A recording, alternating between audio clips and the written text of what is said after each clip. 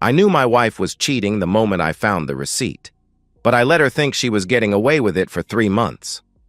The piece of paper was folded neatly in her jacket pocket, a pocket I was checking for tissues because she'd been complaining about allergies all week. Instead of Kleenex, my fingers found thermal paper from the downtown Marriott. Room service for 2. Champagne, strawberries. 2 bathrobes charged to the room. Total, $287.43. Date, Tuesday, March 15th. The same Tuesday she'd texted me about working late on the Henderson account. I stood in our walk-in closet staring at that receipt like it was a death certificate. Because in a way, it was. 14 years of marriage, dead at 6:47 p.m. on a Thursday evening while my wife showered off another man's touch 20 feet away. The smart thing would have been to confront her immediately. The emotional thing would have been to scream, to throw the receipt in her face, to demand explanations she'd never give honestly anyway. But I've always been methodical, strategic. It's what made me successful in commercial real estate, and it's what would make me successful in destroying the life she thought she was so cleverly building behind my back. I photographed the receipt with my phone, then carefully refolded it and placed it back exactly where I'd found it. Then I sat on our bed, where she'd been lying to my face for God knows how long, and began to think. The signs had been there for months, hadn't they?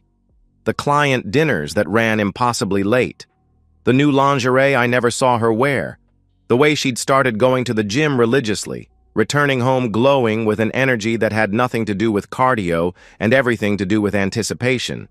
She'd been preparing herself for someone else, sculpting her body for another man's appreciation, while I worked late to pay for her personal trainer. The cruelest part wasn't the sex, it was the performance. Every morning she'd kiss my cheek and ask about my day with the same loving concern she'd perfected over 14 years. Every evening she'd curl up beside me on the couch, her head on my shoulder, playing the devoted wife while planning her next rendezvous. She'd become a stranger wearing my wife's face, and I'd been too trusting, too stupid to notice. But now I knew, and knowledge, properly applied, was power. I'd heard about the Henderson account, of course. Margaret had been working with some hotshot junior partner at Brennan and Associates, a financial services firm downtown. She'd mentioned him a few times. Derek something. Young, ambitious, probably saw my 43-year-old wife as a sophisticated older woman worth impressing. I could picture him. Expensive suit, confident smile, the kind of man who viewed other people's marriages as obstacles rather than boundaries. He probably thought he was clever, stealing another man's wife with champagne and strawberries in hotels I'd probably helped finance through our joint accounts. The shower shut off. Margaret would emerge in 10 minutes, hair wrapped in a towel, skin pink from the heat, and she'd smile at me with those lying lips and ask what I wanted for dinner. But I wouldn't be playing anymore. I'd be watching, learning, gathering intelligence. I pulled up the number for Hartwell Investigations on my phone. Private investigators weren't just for divorce cases anymore. They were for men who understood that information was ammunition, and I intended to build an arsenal. Mr. Hartwell, this is David. I need a consultation regarding my wife's extracurricular activities. I have evidence, but I need documentation. Complete documentation. Money is no object. I hung up and smiled for the first time in months. Margaret thought she was the predator in this marriage, but she'd just become the prey herself. She just didn't know it yet. The bathroom door opened, releasing lavender-scented steam. David, what do you want for dinner tonight? I looked at my wife, really looked at her, and saw a stranger. Whatever you'd like, sweetheart. I'm not particularly hungry. Not for food, anyway. But for justice? For revenge? My appetite was ravenous. Michael Hartwell delivered his first report exactly 1 week after our initial consultation, and reading it felt like performing surgery on my own marriage. Every page contained another small death, another confirmation that the woman I'd loved for 14 years had been systematically dismantling our life together while I slept beside her. oblivious.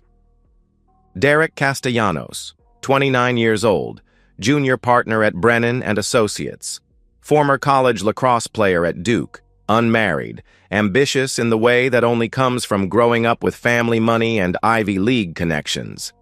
The kind of man who probably viewed seducing married women as a sport, complete with scorekeeping and technique refinement. The photographs were clinical in their clarity. Margaret laughing at something Derek said over lunch at Meridian, the upscale restaurant where she'd never taken me despite my suggestions. Margaret's hand covering his across a corner table at Sapphire Lounge, the intimate cocktail bar she'd claimed was too stuffy when I'd wanted to celebrate our anniversary there last year. Margaret walking into the Hampton Inn on 5th Street, Derek following exactly 7 minutes later, a pattern they'd apparently perfected to avoid being seen together. But it was the surveillance video that truly revealed the scope of her deception. Hartwell had managed to capture 23 minutes of footage from the hotel's lobby camera. I watched my wife of 14 years transform into someone I'd never met. Her laugh was different, throatier, more sexual. Her walk was different, a subtle sway that advertised availability. Even her posture was different, shoulders back, chin raised, projecting a confidence she'd never shown me. She was performing femininity for Derek the way actresses perform for cameras, and the performance was flawless. The most damaging evidence wasn't visual, it was temporal. Hartwell had cross-referenced Margaret's claimed work schedule with her actual whereabouts, building a comprehensive timeline of deception. The Henderson account required approximately 6 hours of weekly client interaction. Margaret had been billing nearly 20 hours weekly to Henderson-related activities, while spending an average of 14 hours per week in hotels, restaurants, and Derek's downtown apartment. She wasn't just cheating. She was stealing time from our marriage and billing it to her lover like a prostitute with a retainer. The confrontation scene I'd been imagining wasn't about emotion anymore, it was about strategy. Margaret wasn't just betraying our marriage, she was investing in a future that didn't include me. She was building a new life while using our shared assets as startup capital, planning her escape while keeping me as a financial safety net. The divorce attorney I consulted, Patricia Vance, was renowned for her scorched earth approach to matrimonial warfare. Her office walls displayed framed newspaper clippings detailing high-profile cases where she'd decimated unfaithful spouses with surgical precision. "Your wife has been remarkably careless," Patricia observed, spreading the photographs across her conference table like tarot cards predicting doom. The paper trail alone would be sufficient for a fault-based divorce in this state. "I want more than a divorce," I told her. "I want consequences." Patricia smiled with predatory satisfaction. "Then we'll give her consequences." We spent 3 hours mapping strategy. Asset protection came first, quietly moving funds from joint accounts to individual holdings, documenting every shared investment and property acquisition, preparing for the legal battle Margaret didn't know was coming. Patricia recommended a forensic accountant to trace every dollar Margaret had spent on her affair, building a case for reimbursement of marital assets used to fund adultery. "Let her think she's winning," Patricia advised. "Cheaters become overconfident when they believe they're undetected. She'll make mistakes." That evening, I watched her prepare for another client dinner with new eyes. The careful makeup application, the outfit selection, the perfume she'd stopped wearing for me months ago. Every detail was a weapon she was sharpening for someone else. "Henderson account again?" I asked, sipping wine while she checked her reflection. "Unfortunately," she sighed, practicing the weary expression she'd perfected. "Derek thinks we can close the deal if we work through some details tonight." Derek. She'd said his name with unconscious familiarity, the way she used to say mine. That slip would have destroyed me 3 months ago. Now it was simply more evidence for Patricia's files. After she left, I poured another glass of wine and opened Hartwell's latest report. Tonight, when Margaret thought she was safest, when she believed her secret was secure, Hartwell's team would be documenting every kiss, every caress, every moment of passion my wife shared with her lover. In 3 weeks, I was going to destroy her world completely. I selected my charcoal Armani for the confrontation, the same suit I'd worn to close the Meridian Tower deal, the same suit Margaret had once called devastatingly handsome. The manila folder containing divorce papers sat on my dresser like a loaded weapon, 47 pages of legal documentation that would transform my wife from partner to adversary with the stroke of a pen. 3 months of surveillance had revealed their pattern with mathematical precision. Every other Wednesday, Margaret would claim a late Henderson account emergency, while Derek would mysteriously cancel his evening appointments. They'd meet at the downtown Marriott, the same hotel where I'd first discovered their affair. Room 847, always room 847. I arrived at the Marriott at 5:30 p.m., 2 hours before their scheduled rendezvous. The lobby lounge provided perfect surveillance angles while maintaining the appearance of a businessman waiting for clients. I ordered Macallan neat and positioned myself with clear sightlines to the elevator bank. At 7:43 p.m., Derek entered through the main entrance wearing confidence like expensive cologne. 6'2", athletic build, the kind of casual arrogance that comes from never facing real consequences. He moved through the lobby like he owned it, probably because he'd been conducting his affairs here long enough to feel proprietary about the space. Margaret appeared at 7:51 p.m., 8 minutes of strategic delay designed to avoid the appearance of coordination. She wore the black dress I'd bought her for our anniversary last year, the one she'd claimed was too fancy for anywhere we'd go. Apparently, Derek merited special occasion attire. Watching them reunite near the elevator was like observing wildlife, predators recognizing each other through instinctual signals.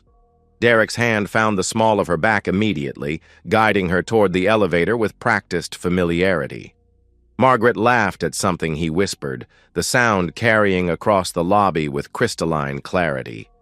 They were happy, genuinely, radiantly happy, in a way that illuminated how miserable our marriage had become. Margaret hadn't looked at me with that kind of anticipation in years, hadn't touched my arm with that unconscious intimacy, hadn't smiled with that unguarded joy. The elevator doors closed on their ascending passion. I finished my Macallan, straightened my tie, and began the most important negotiation of my career. 8th floor, down the hallway to room 847. I could hear their voices through the door, Margaret's laugh, Derek's deeper rumble, the clink of champagne glasses. They were celebrating something, probably the thrill of believing they were untouchable. I waited exactly 10 minutes, long enough for them to settle into their ritual, to shed the pretense of business meetings and embrace the reality of their affair, long enough for them to believe they were safe in their stolen sanctuary. The knock was firm, but not aggressive, professional, the kind of knock that suggested room service rather than vengeful husbands armed with divorce papers. Footsteps approached the door. A pause while someone checked the peephole. The chain rattled. The deadbolt turned. The door opened 6 inches, revealing Margaret's face framed by the security chain. Her expression cycled through emotions like a slot machine.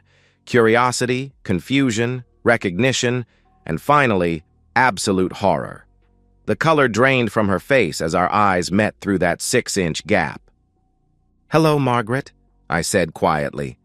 "We need to talk." Behind her, Derek's voice called out with casual intimacy. "Who is it, babe?"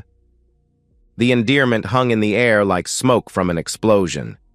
She was his babe now, his secret girlfriend, his sophisticated older woman. But she was also my wife, wearing my anniversary gift while planning our marriage's destruction in a hotel room charged to our joint credit card. "It's..." Margaret's voice cracked. "It's my husband." The silence from inside the room was deafening. I could picture Derek's face, the exact moment when his fantasy collided with reality. Margaret's hands shook as she fumbled with the security chain. She opened the door wider, revealing herself in the silk robe the hotel provided. Her hair was disheveled, her lips swollen, her face flushed with passion that wasn't meant for me.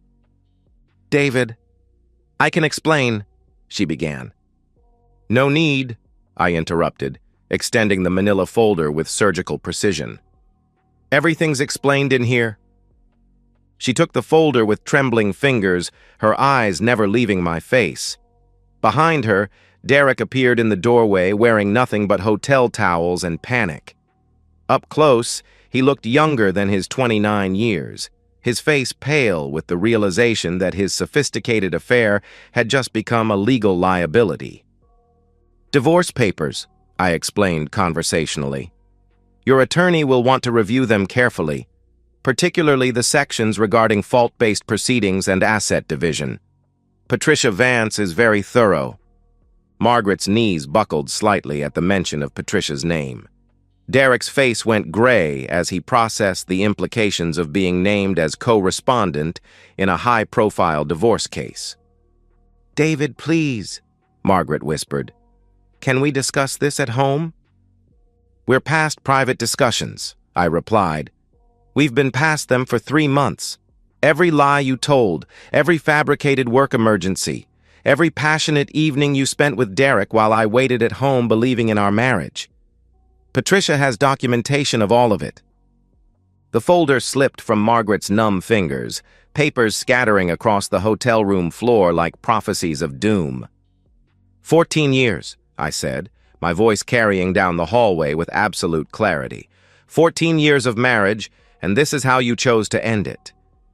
I turned and walked away, leaving them both frozen in that doorway, surrounded by scattered legal documents and the wreckage of their carefully constructed fantasy. My footsteps echoed down the hallway with the measured cadence of a man who'd just won the most important victory of his life. The war was over. Margaret just didn't know it yet. Margaret didn't come home until 3:17 a.m., and I was waiting, not dramatically, no sitting in darkness with brandy. I was in my office, reading contracts with the same methodical attention I'd given our marriage's destruction. Work continued, life continued, only Margaret's world had ended. I heard her key in the lock, the careful quiet of someone hoping to avoid confrontation. Her heels clicked softly across our hardwood floors as she tried to navigate to the guest bedroom without waking me. "Margaret." My voice carried through the house with calm authority. "We should talk." She appeared in my office doorway, still wearing that black dress, now wrinkled and stained with tears. Her makeup had long since dissolved, leaving her face raw and exposed. She looked like a woman who'd spent hours arguing with her lover about whose fault it was that their perfect affair had exploded into legal consequences. "David, she began, then stopped. What could she possibly say? "Sit down," I said, gesturing to the chair across from my desk. The same chair where she'd once helped me review mortgage documents for our house, where we'd planned vacations like the partnership we'd once been. She sat carefully, as if sudden movements might trigger additional catastrophes. Smart woman. Catastrophes were definitely still available. "I've spoken with Patricia," I continued, shuffling through papers with deliberate calm.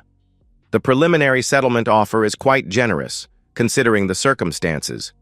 You'll receive 15% of our combined assets, the Honda, and 30 days to vacate the premises." Her face went white. 15%? David, that's impossible. I'm entitled to half of everything we built together. "Everything we built together?" I repeated, finally looking up from my papers.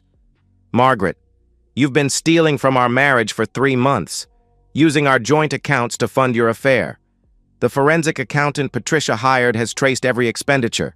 Restaurants, hotels, gifts, $6,700 in marital assets spent on adultery." Margaret's mouth opened and closed like a fish drowning in air.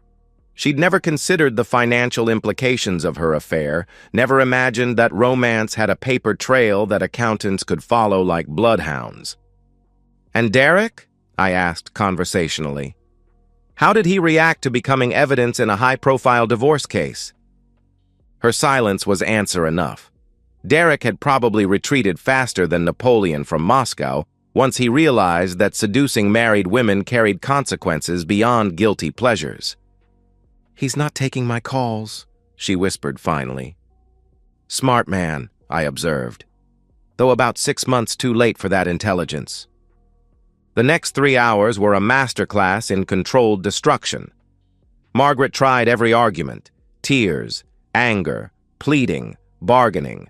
She claimed temporary insanity, midlife crisis, anything that might preserve some fragment of the life she'd systematically demolished. But Patricia had prepared me for this performance. Cheaters always tried to minimize their betrayals once consequences arrived. They'd claim confusion, temporary insanity, love for their spouses despite overwhelming evidence to the contrary. "I love you," Margaret finally sobbed. "I know I made mistakes, but I love you. We can work through this." "You love me?" I leaned back in my chair, studying her like a specimen under glass. "Margaret, you've been performing love for months while f***ing another man. You've been kissing me goodnight after spending afternoons in his bed. That's not love. That's sociopathy." She recoiled as if I'd slapped her. But truth, like justice, was often violent. By dawn, she'd retreated to the guest bedroom, a refugee in the house she'd helped choose, reduced to camping in spaces that had once been ours together. I could hear her making phone calls, to Derek, who wasn't answering, to her sister, to attorneys, who were probably explaining exactly how she was legally. The really beautiful part was watching her realize that Derek wasn't coming to rescue her. The man she'd sacrificed our marriage for had disappeared the moment their affair became inconvenient. He'd gotten what he wanted, and now he was protecting his career by cutting her loose like damaged cargo. She'd traded 14 years of marriage for a fantasy that evaporated the moment it encountered reality. Over the following weeks, I watched her lawyer attempt increasingly desperate strategies. Character assassination, claiming I'd been emotionally abusive, suggesting that her affair was somehow my fault. But Patricia had evidence, and evidence trumped narrative every time. The surveillance photographs were particularly devastating in depositions. Watching Margaret's attorney review images of his client passionately kissing another man in hotel lobbies was like watching someone's faith die in real time. By November, Margaret's resistance had crumbled entirely. Her lawyer recommended accepting our settlement offer rather than risking a trial that would destroy what remained of her reputation. She'd moved back to her parents' house in Ohio, a 42-year-old woman starting over with nothing except the memories of a marriage she'd murdered for temporary pleasure. I felt no guilt about her circumstances. She'd made her choices with clear knowledge of potential consequences. She'd simply gambled that I was too weak, too trusting, or too comfortable to call her bluff. She'd gambled wrong. 6 months after signing the final divorce papers, I stood in my new downtown apartment watching the sun set over the city Margaret and I had once planned to grow old in together. The space was modern, minimalist, designed for a man who'd learned to prefer solitude to deception. No shared closets hiding hotel receipts, no joint accounts funding other people's romances, no performance of domestic bliss masking systematic betrayal. Margaret's destruction had been total and precise. Her position at the firm had become untenable once news of the affair spread through professional circles. Derek had transferred to the firm's Seattle office, probably hoping geography could erase his reputation as a homewrecker. Margaret had moved back to Ohio, living with her parents like a teenager who'd made catastrophically bad decisions. I'd heard through mutual friends that she was working at a small regional firm, making perhaps a third of her previous salary. She'd traded everything: career, home, financial security, reputation, for 3 months of hotel room passion with a man who'd abandoned her the moment their affair became inconvenient. The mathematics of betrayal were brutally simple. She'd received exactly what she'd given: nothing. Some nights I'd wonder if I should feel guilty about her comprehensive destruction. Therapy might have been an option. Counseling could have addressed whatever marital problems had driven her to seek excitement elsewhere. A more forgiving man might have attempted reconciliation, but Margaret hadn't chosen therapy or counseling or honest conversation about our marriage's problems. She'd chosen deception, betrayal, and the systematic dismantling of our partnership while maintaining the pretense of love. She'd earned her consequences. The man who'd found that hotel receipt 6 months ago no longer existed. That man had been trusting, optimistic about human nature, willing to assume good faith in others' actions. The man I'd become was harder, more strategic, fundamentally changed by learning that someone I'd loved completely had viewed our marriage as a convenience rather than a commitment. I didn't miss the old version of myself. Naivety was expensive. Trust without verification was dangerous. Love without reciprocity was exploitation masquerading as partnership. My phone buzzed with a text from Jennifer, the real estate attorney I'd been seeing for the past month. Dinner reservations at Meridian, the restaurant where Margaret had courted her lover while lying to me about working late. I'd chosen Meridian because the food was excellent, and I refused to let my ex-wife's betrayals limit my own experiences. Margaret had made her choices, faced her consequences, and disappeared into the life she'd built from the ashes of our marriage. I'd made my choices, engineered her consequences, and moved forward into a future uncontaminated by her deceptions. Some betrayals were so complete, so systematic, so contemptuous of their victims that they required equally complete responses. Margaret had declared war on our marriage through months of calculated lies. I'd simply ensured she lost that war as completely as she deserved to lose it. Tomorrow would bring new deals, new possibilities, new relationships built on honesty rather than performance. The future stretched ahead like an empty canvas, unmarked by other people's betrayals or my own naive assumptions about human nature. I closed the blinds, straightened my tie, and headed out to dinner with a woman who'd never seen me as anything other than exactly who I was. No lies, no performances, no hidden agendas. Just the truth. Finally, beautifully, completely the truth. And so, we've reached the end of today's story. Was it what you expected, or did it take a twist you didn't see coming? I'm curious to hear your thoughts. Share them in the comments below, and let's get a conversation going. If this story kept you hooked, make sure to hit that like button. And if you're new here or just haven't subscribed yet, now's the perfect time to join our community.